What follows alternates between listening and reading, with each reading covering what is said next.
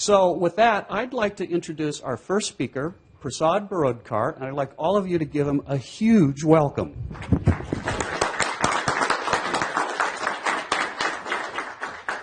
Thank you, Ken. Lovely introduction.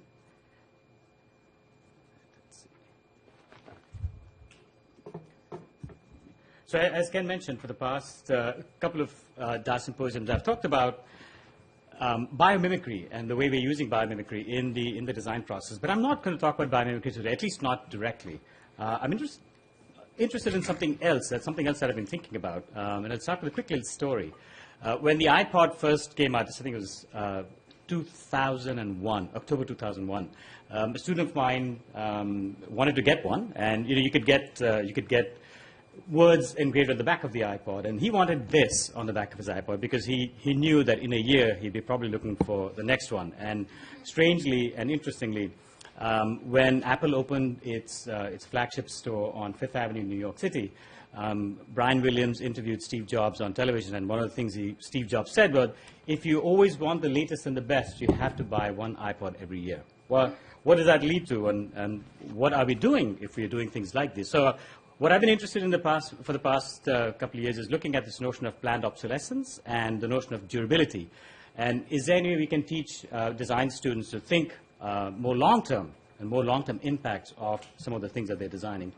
Now, the term planned obsolescence has a variety of other terms that are used to describe it as well, including things like death dating, where the death of the object is designed into its life, and you know when it's going to die. Things like contrived durability or creative waste.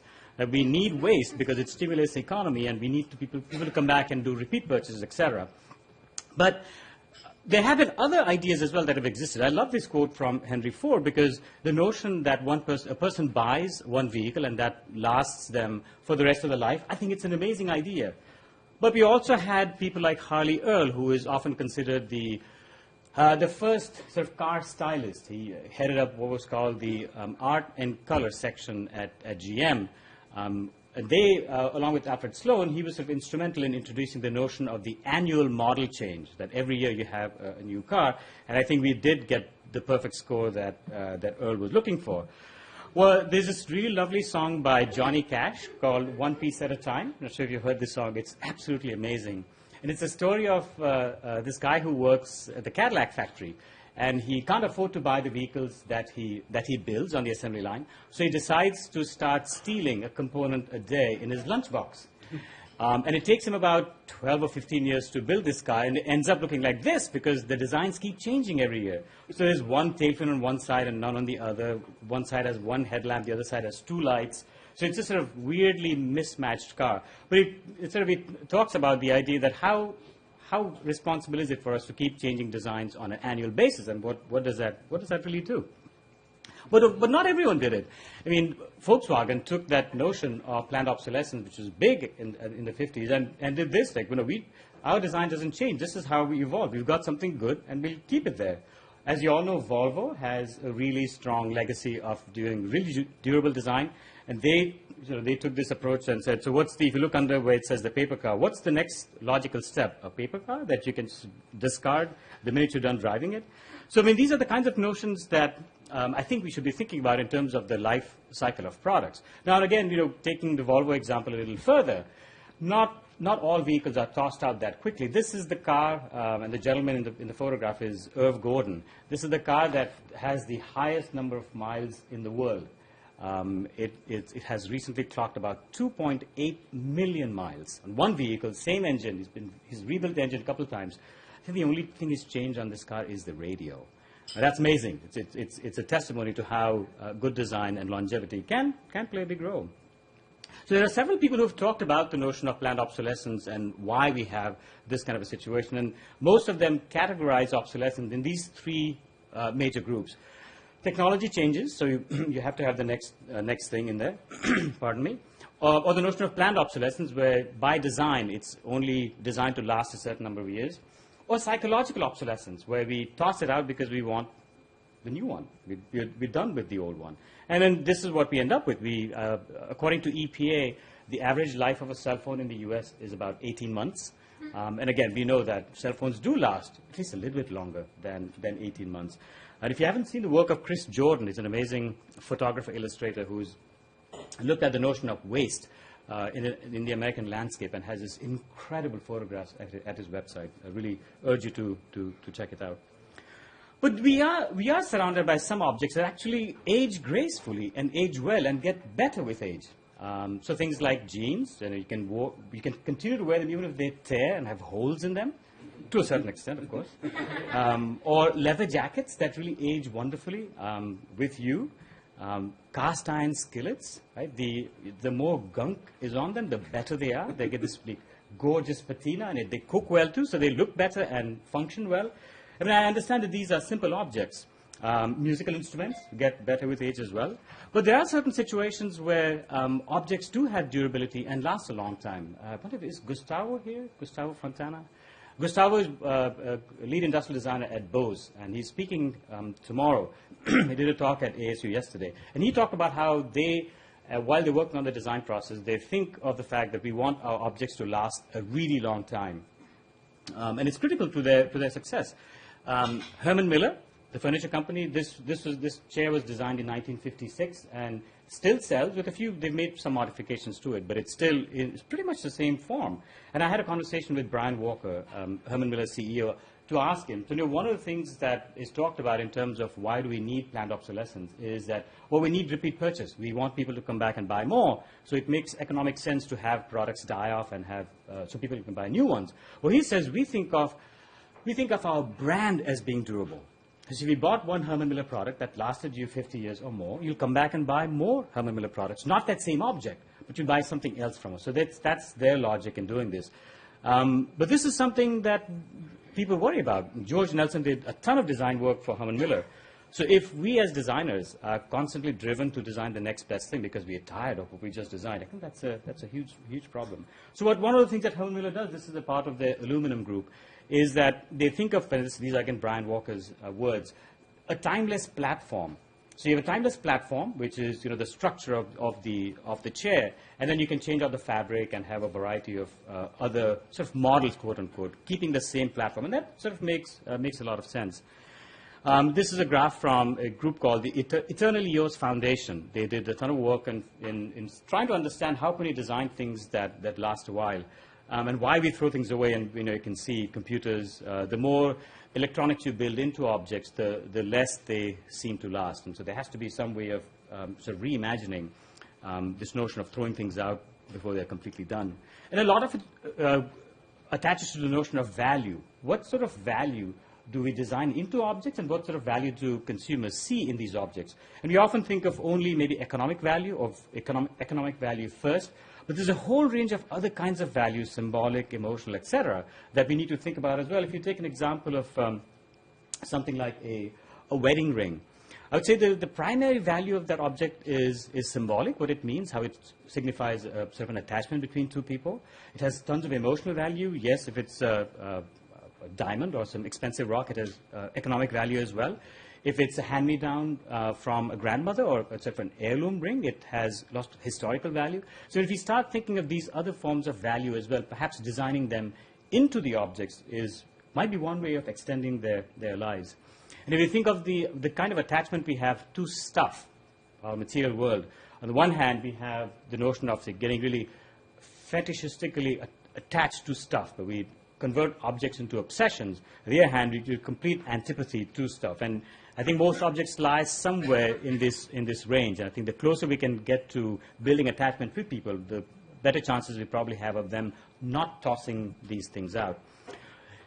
But we can't really know what sort of impact durable goods have until we do really in-depth life cycle assessments. So I was reading about, I'm trying to find some information about, a paper cup versus a ceramic cup versus an expanded polystyrene cup.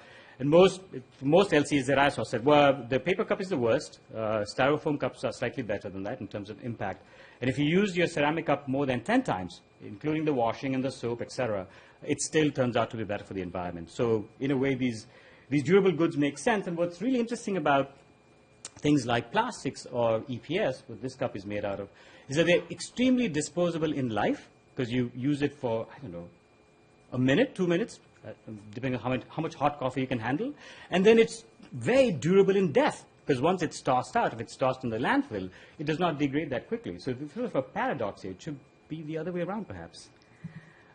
But getting back to Ken's point about looking at biology and thinking of biomimicry, not much in nature is extremely durable. And if you look at this beautiful Southwest, the saguaro does, I mean, they do live a long life, but they do tend to die as well.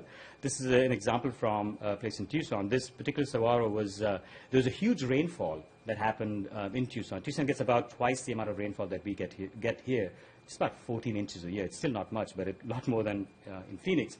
And they have a root system that is close to the ground, spreads out, and they can suck up tremendous amounts of water when the resources are there. And so what happened was there was a big thunderstorm. It sucked up lots of water, and due to the winds, the skin just sort of fell down. I was talking to someone who actually saw that happen, because it was laden with so much water it couldn't hold it. But when a saguaro dies, it actually lives a life that supports other creatures. There's researchers at ASU who are looking at almost sort of an ecosystem that is formed when the saguaro dies, because all that water that's inside that cactus sort of leaks out, and it could actually leak out for days, if not months. And it starts slowly rotting, and there's insects and bugs that live on that rot. It smells a little if you come across them on your hikes, but it actually, in death, it supports an entire ecosystem. And I think it's a remarkable way to think about waste. Can we create waste that actually supports other things rather than just being just sitting without degrading at all? And when what the saguaro then leaves behind is just a trace, right? It just leaves sort of a memory of what it was. So if we start thinking of durability in these terms, technological durability or planned durability or psychological durability rather than obsolescence, what techniques might we be able to use? So can we think of more elegant materials that age well with us as we age, such as leather, and can we incorporate them into even high-tech products, which some people are doing? Can we rethink the notion of repair and maintenance, where it's not that you have to toss out your object because it's cheaper to buy a new one than get the one you have fixed? And the third thing that design, I think, can play a big role in is, can we think of designing products that actually have an emotional connection to people? And if that's the case, maybe they might survive longer.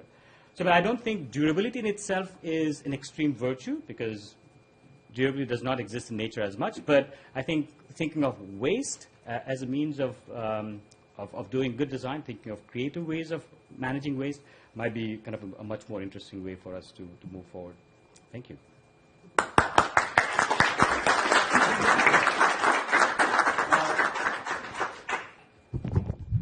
Prasad was going kind of fast there. I don't know if this was a positive influence on him or not.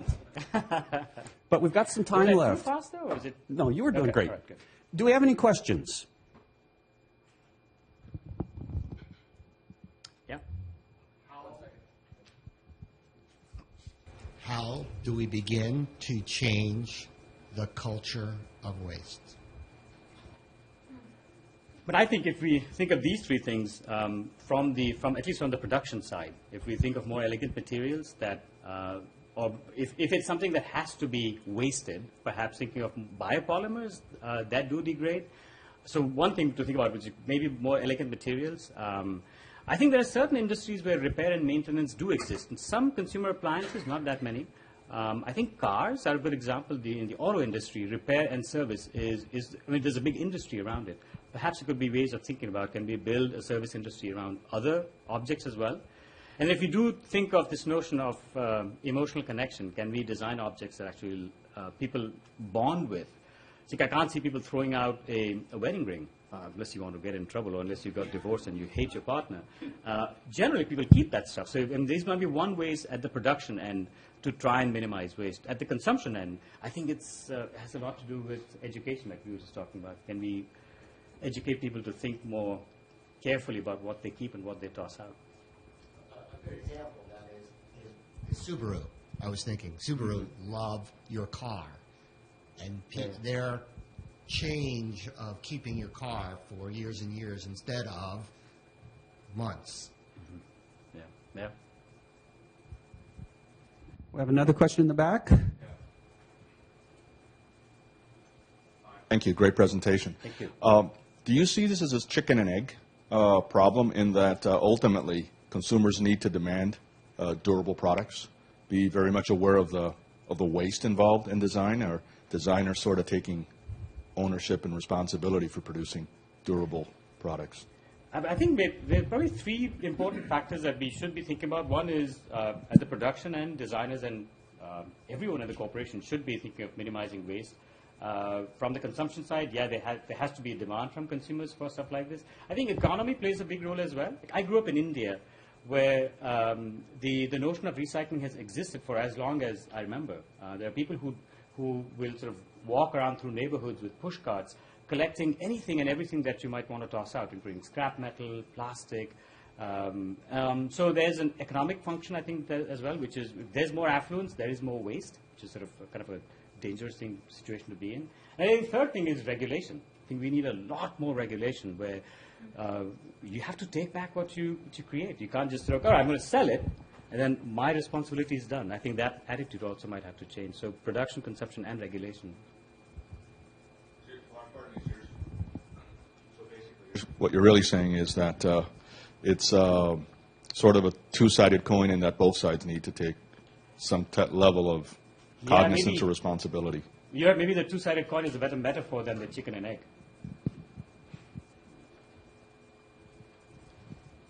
Last question for Jack in the front.